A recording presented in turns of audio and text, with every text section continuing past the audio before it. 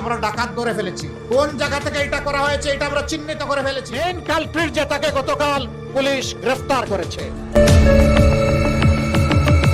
সত্যের একটা বদ অভ্যাস আছে, সে বেশি দিন চাপা পড়ে থাকে না। আর সত্য যখন সামনে আসে তখন মিথ্যার উপর দাঁড়ানো সব রাজনীতির ষড়যন্ত্র এক নিমিষে ভেঙে পড়ে। গত 3 দিন ধরে আমরা কি দেখলাম?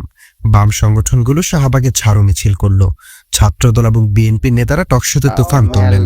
এমনকি এটা শুনে বিএনপির ভারপ্রাপ্ত চেয়ারম্যান তারেক রহমান সরাসরি বললেন, জামাত মিথ্যা বলছে, আমিরের অ্যাকাউন্ট হ্যাক হয়নি, এটা আমির নিজেই লিখেছে। অর্থাৎ আমিরের এক্স অ্যাকাউন্টের সে বিতর্কিত নারী বিদ্বেষী পোস্ট। কিন্তু আজ মধ্যরাতে ডিবি পুলিশের অভিযান সব চিত্রনাট্য উল্টে দিল।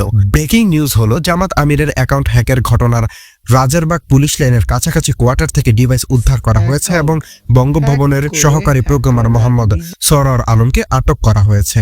হ্যাঁ, আপনি ঠিকই শুনেছেন, বঙ্গভবন অর্থাৎ রাষ্ট্রের সর্বোচ্চ প্রশাসনিক কেন্দ্র। আজকের পর্বে আমরা দেখব এই প্রোগ্রামার কিভাবে বিরোধীদের মিডিয়া ট্রায়ালকে চুরমার করে দিল এবং প্রমাণ করলো জামাত সত্য ছিল আর বাকিরা আবেগে ফুনসোরা ছিল। চলুন থলের বিড়াল কিভাবে বের হলো তা বিশ্লেষণ করা যাক। সবচেয়ে বড় শখ হলো হ্যাকারের পরিচয়। সে কোনো সাধারণ ছিচকে চোর না, সে বঙ্গভবনের আইটি সেলের সহকারী প্রোগ্রামার। জামাত আগেই বলেছিল বঙ্গভবনের মিল ব্যবহার করে হ্যাক করা হয়েছে জামাত আমিরের আইডিটি। তখন অনেকে হেসেছিল। আজ বর্তমান ডিবি প্রধান নিশ্চিত করলেন সেই অভিযোগ শতভাগ সত্য। বিশ্লেষকরা এখানে বলেছেন, স্টেট স্পন্সর্ড সাইবার সেফটেজ। সরকারের পেটের ভেতর বঙ্গভবনে বসে কারা এই কলকাঠি নাড়ছে? সরওয়ার আলম কি একা, নাকি তার পেছনে বড় কোনো মাস্টার মাইন্ড আছে যারা চেয়েছিল নির্বাচনের আগে জামাতকে নারী বিদ্বেষী প্রমাণ করে তাদের ভোট ব্যাংকে ধস নামাতে? এই ঘটনাটা প্রমাণ করে প্রশাসনের এখনো ফ্যাসিবাদের দোসররা বা ডিপ স্টেট সক্রিয় আছে এবং দুঃখজনকভাবে বিএনপি তাদের ফাঁদেই পা দিয়েছে। এবার আসুন তাদের কথায়, যারা তদন্তের আগে রায় দিয়ে পুরো বিষয়টিকে গভীর করে তুলেছিল। ছাত্রদল, বাম ছাত্র সংগঠন এবং তথাকথিত সুশীল সমাজ, যারা গত 2 দিন ধরে ডক্টর শফিকুর রহমানের চরিত্র হরণ করলেন, নারীদের দিয়ে ঝাড়ু মিছিল করালেন। আজ তাদের অবস্থান কি? আইনের ভাষায় একে বলা হয় প্রিমেচিওর জাজমেন্ট বা অপরিণত বিচার। ডিবি যখন প্রমাণ সহ হ্যাকার ধরলো, তখন ওই ঝাড়ু মিছিলগুলো আসলে কার কালে লাগলো? জামাতের, নাকি যারা জেনে বুঝে মিছিল করেছে তাদের নিজেদের কালেই?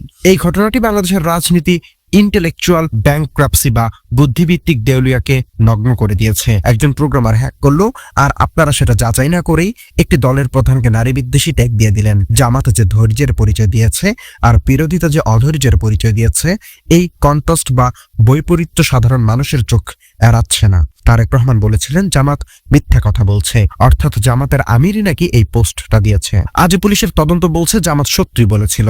এখন কি তারেক রহমান তার বক্তব্য প্রত্যাখ্যান করবেন? তিনি কি ক্ষমা চাইবেন, নাকি এই হেকিম নাটকের পেছনে আরো গভীর কোনো খেলা আছে যেখানে বিএনপিকেও ব্যবহার করা হয়েছে? সারোয়ারের জবানবন্দিতে কাদের নাম বেরিয়ে আসতে পারে? পলিটিক্যাল বুমেরাং এবং বিরোধীদের এই লজ্জাজনক হারের রাজনৈতিক ফলাফল নিয়ে চলুন আলোচনা করা যাক। রাজনীতিতে একটি কথা প্রচলিত, ইনফরমেশন ইজ পাওয়ার, অর্থাৎ তথ্যই হলো শক্তি। কিন্তু ভুল তথ্যের উপর ভিত্তি করে যদি কোন শীর্ষ নেতা তাদের সিদ্ধান্ত নিয়ে ফেলেন, তবে তা স্ট্র্যাটেজিক ব্লেন্ডার বা কৌশলগত মহাবিপদ ডেকে আনে। বিএনপির ভারপ্রাপ্ত চেয়ারম্যান তারেক রহমান যখন লাইভে সরাসরি বলছিলেন জামাত মিথ্যা কথা বলছে, তখন তিনি আসলে একটি বড় জুয়া খেলেছিলেন। তিনি হয়তো ভেবেছিলেন হ্যাকাররা ধরা পড়বে না এবং এই ইস্যু জামাতকে কোণঠাসা করে দিবে। কিন্তু যখন রাজারবাগ পুলিশ লাইনের সরকারি কোয়ার্টার থেকে ডিভাইস উদ্ধার করা হলো এবং বঙ্গভবনের প্রোগ্রামার আটক হলো, তখন তারেক রহমানের সেই বক্তব্যটি বিএনপির বিশ্বাসযোগ্যতার কফিনে শেষ পেরেক ঠুকে দিল। সবচেয়ে বড় প্রশ্ন হলো, তারেক রহমানকে এই ভুল গোয়েন্দা তথ্য আসলে কে দিল? তিনি কিভাবে এত নিশ্চিত হলেন যে হ্যাক হয়নি? বিশ্লেষকরা বলছেন বিএনপির ভেতরে এমন একটি মিস ইনফরমেশন সেল কাজ করছে, যারা তারেক রহমানকে ভুল বুঝিয়ে জামাতের বিরুদ্ধে উস্কে দিচ্ছে। হ্যাঁ, গ্রেফতারের পর জনমনে প্রশ্ন জাগছে, তারেক রহমান কি তদন্তের অপেক্ষা করতে পারতেন না? তিনি কি রাজনৈতিক ফায়দা লুটতে গিয়ে সত্যকে অস্বীকার করলেন? রাষ্ট্রবিজ্ঞানকে বলা হয় কনফার্মেশন বায়াস, অর্থাৎ আমি যা বিশ্বাস করতে চাই সেটাকে সত্য ধরে নেওয়া। আজ যখন প্রমাণ হলো জামাত সত্য ছিল, তখন তারেক রহমানের রাজনৈতিক দূরদর্শিতা নিয়ে তার নিজের দলের কর্মীরাই প্রশ্ন তুলেছেন। এটি বিএনপির জন্য এক বিশাল public relation disaster.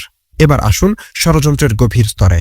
Hacker Mohammad Sarwar Alam একজন সহকারী প্রোগ্রামার, সে বঙ্গভবনে কাজ করে।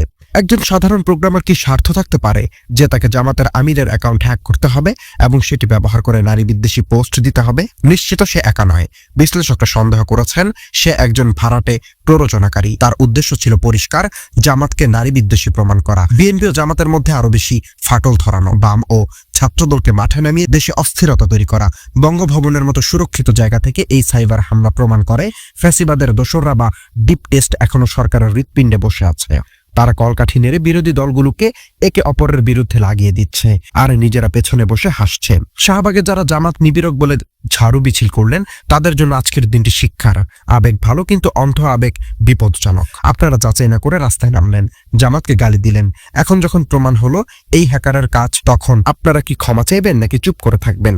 এই সিলেক্টিভ সায়েন্স বা সুবিধাবাদী নীরবতা প্রমাণ করে যে তাদের এজেন্ডা নারীর অধিকার ছিল না, তাদের এজেন্ডা ছিল মূলত জামাত বিরোধিতা। সাধারণ মানুষ এখন বুঝেছে এই ঝাড়ু মিছিলগুলো আসলে স্ক্রিপ্টেড নাটক ছিল, যার রিমোট কন্ট্রোল ছিল ওই হ্যাকারদের মাস্টারমাইন্ডের হাতেই।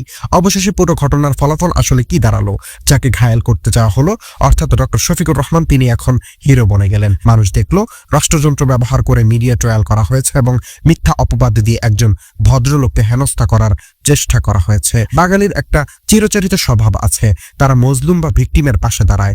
এই ঘটনা জামাতের ভোট ব্যাংকে বিশাল সিম্পিটি ওয়েভ তৈরি করবে, বিশেষ করে নারী ভোটাররা যাদের ভুল বোঝানোর চেষ্টা করা হয়েছিল। তারা এখন বুঝবে জামাতে আমির নারীদের সম্মান করেন বলেই ষড়যন্ত্রকারীরা তার আইডি হ্যাক করে এই নোংরা খেলা ফেলেছে। দিন শেষে এই হ্যাকিং নাটক বিরোধীদের জন্য বুমেরাং হয়ে ফিরে এলো।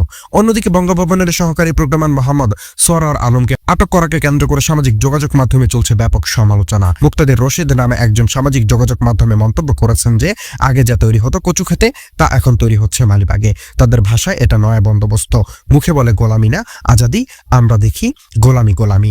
2018 সালের রাতের ভোটের পরিকল্পনা হয় মালিবাগে, এবার হচ্ছে নতুন রূপে সেখান থেকেই। নাম প্রকাশ না করার শর্তে পুলিশের একাধিক কর্মকর্তা ইনকিলাবকে বলেন রাষ্ট্রের অতি গুরুত্বপূর্ণ সরকারি কার্যালয়ের একটি বঙ্গভবন, সেখানে বসে একজন সরকারি কর্মকর্তা যা খুশি তাই করা খুব কঠিন। সেখানে সবার সার্বক্ষণিক মনিটরিং করা হয়। তাছাড়া যে কোনো ব্যক্তিকে গ্রেফতারের পর পুলিশের কথার বাইরে বলা খুবই কঠিন বা অবাস্তব। এই আগে পতিত আওয়ামী লীগ সরকারের সময় অন্যায় না করেও হাজার হাজার নিরপরাধ মানুষ নির্যাতন থেকে বাঁচতে পুলিশের শেখানো কথায় কথা বলেছেন, যা ওপেন সিক্রেট। বঙ্গভবনের সহকারী প্রোগ্রামার মোহাম্মদ সরার আলমকে আটক করার ক্ষেত্রেও এমনটি হয়েছে কিনা তা দ্রুত নিরপেক্ষ তদন্ত করা প্রয়োজন।